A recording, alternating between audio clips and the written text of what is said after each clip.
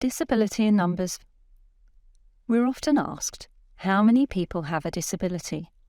Or, what's the value of the disability market? These questions can be tough to answer because there isn't a lot of data on disability which we can rely on. However, we've done some digging and come up with some key statistics to help. So, here are 5 top facts about disability in the UK and beyond. 1. In the UK, 1 in 5 people have a disability.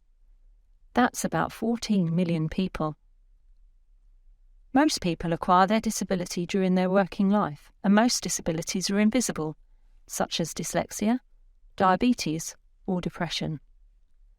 In fact, disability, mental health, and neurodiverse conditions are hugely varied, and many disabled people might not consider themselves to have a disability. 2. The spending power of disabled people and their households is £274 billion a year in the UK. This is called the Purple Pound. Globally, the spending power of the 1 billion disabled people is $13 trillion, equivalent to a market the size of China. That's a market we can all agree is unaffordable to ignore for any business. 3.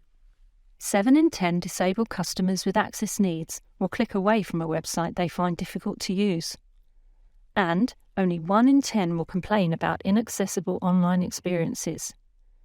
So just because you're not getting complaints doesn't mean you don't need to take action. 4. Employment of disabled people is lower than the rest of the population, with only 50% of UK disabled adults being in employment, compared to 80% of non-disabled UK adults. This is known as the disability employment gap. Organisations actively committed to becoming disability and mental health confident have seen demonstrable benefits, including access to a wider talent pool, more diverse ways of thinking and innovating, which results in better customer services and greater profitability. 5. Think beyond the numbers. 20% of your customers and colleagues may have a disability, although you won't know which ones for sure.